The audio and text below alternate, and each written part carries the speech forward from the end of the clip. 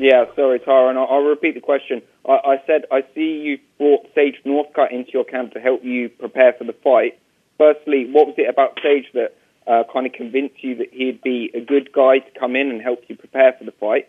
And secondly, putting your analyst hat on, how good do you think Sage is right now, and how far do you think he is on his progression into the fight game? Yeah, you know, we all have had our comments about Sage as a fighter. I think, you know, some of the fighters were a bit envious of his entrance into the UFC and you know, some of the endorsements and some of the things that came with him being so young. But we all had something to say, me included. And after training with him, I had to bite a couple of my words because he's way more well-rounded than what I expected, what I thought. He's strong, he's powerful, he's fast. He's a great resource to train with. So I had to bite my own words. And, you know, I would say as long as he stays focused and stay true to who he is, because it sounds like everybody wants to be somebody else, as long as he can do that, I think he has a you know, he has a long way in this sport. He's young. Sometimes we forget that he's not even 20 years old yet, and we want to compare him to guys that are, you know, my age. He calls me like Mr. Woodley, and it feels so weird, but I'm like, yeah, this kid's 19 years old. And it's, again, to Tyron, obviously a lot was made about the fact that you got booed at the press conference a few weeks ago. Are you kind of expecting that again when you get in the octagon at UFC 205? And would that even kind of play on your mind at all? Would it affect you?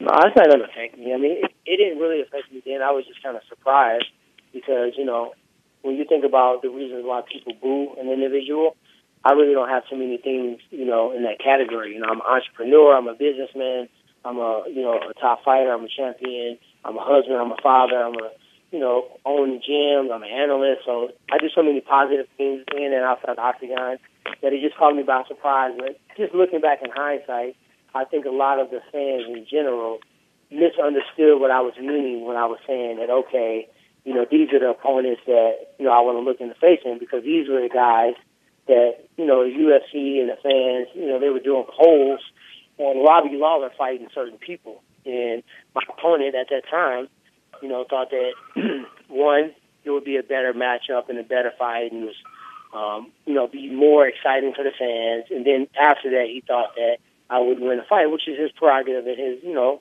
he can think what he wants. But he was already writing me off, so I just didn't terribly feel obligated to, you know, share my moment with him. I had just achieved greatness, a lifelong journey, and I didn't feel immediately right 20 seconds removed from the octagon that I had to let him share that moment with me. So that's what it is, and I think the fans took it as me not accepting fights, turning them down, and this brand-new champion trying to call all these shots when they were so far from the situation. I actually never declined Wonder Boy. When they offered me a fight the first time, I accepted it.